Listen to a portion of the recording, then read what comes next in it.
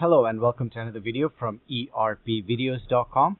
So in this video we are looking at the 1610 IDES version. So training and education purpose. Purpose created by Sap Gui, by the way. So it's fully activated, sample data is there. It's installed on HANA 1.0 actually, not 2.0, such a mistake. And it is running on virtual machine. It's a dual virtual machine. The reason why we split this up is because since virtual machines have a limit of 64 GB, especially VMware.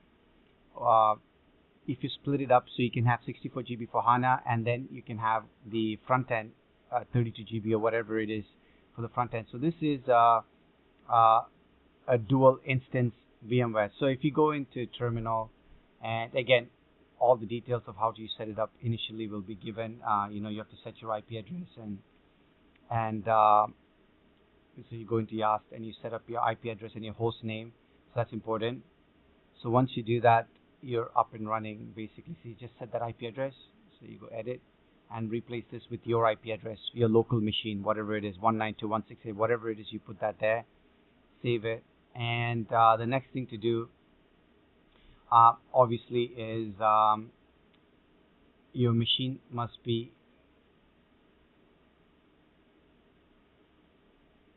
at least decent spec, so this particular machine has a lot of RAM. I think 256 gigs of RAM, and it has about 40 cores, and we allocated a few for each. So but most of the specs, here you go, we have 16 cores allocated to this particular machine. 62 GB, 50% is used, or 70% is used, 50 GB is used, so 79% is used of this. So we don't install HANA Studio, anything, we just have the database running. So HDB ADM is the user, and HDB START is to start, and HDB STOP is to stop, and HDB INFO is the actual info. So you can see here all the instances are running. Okay, close terminal, and we're going to go. The reason why we installed HANA version 1.0 is also because of the memory reasons. HANA 2.0 uses substantially more RAM, especially because of the access controller. So that's one of the reasons why we used HANA 1.0. So now if you were to go into the front end, this is where the HANA Studio is installed, the business, the client GUI, all of that stuff is installed. So now I've started everything for you just for the sake of speed for this particular video. So just keep in mind, starting HANA is going to take a long time. It'll take about 10 minutes to start the HANA because it's a virtual machine, even though we're running on SSD, and because it's IDES. There's a lot of data in there, so you have to keep that in mind. So everything is a process, but that's what you get for running a virtual machine. So make sure you follow the minimum spec on our server for this before you order. Okay, so here we go. This is the HTTP, that is the IDES database, that is the systems database. So configuration, open administration, and the second thing I want to open up is the DBA cockpit. So HANA cockpit, where's HANA cockpit? There you go, HANA cockpit. So I'm going to use that. So while that's loading, let's go in and take a look at the Sap Gui quickly.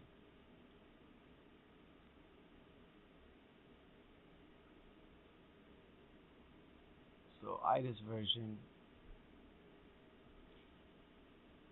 So this is client 400, default client, ID, ADMI, and the passwords will be given to you by email. And I don't want to create role. Sorry, exit. This is real time, so this if you have a decent system, this is the kind of speed you're going to expect. And I'm not going to get into too much detail, but basically there's an installation number. Don't worry about the license, you'll have 2025. I just want to show you the installed components. So remember, this is a virtual machine. So this is HANA on-premise, and touchscreen personas, NW, that is the front end.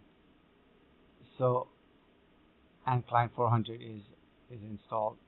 So that's basically it, and everything else goes through the Fury backend. So log on to HANA, s4hana. So this is the log. What? Oh yeah, there we go. Log in. So this is the HANA database. We've done as much. The priority is because there's no backup on the system. So if you go into the actual alert, system alert, you'll see there is no backup. Backup doesn't exist. And the reason we don't have a backup is because actual backups take a lot of space. So when you get, the first thing to do is create a backup, and that's done by the studio. You just go system, open backup recovery, open backup, or you can do backup system database, backup tenant database. So it's simple as that. But we want to save space for transferring, so we haven't done the backups, and the log is in overwrite mode as well. So keep that in mind. All right, guys. So that's basically it. And have fun with this. It's priced very affordably, and it's one of the best machines for IDES.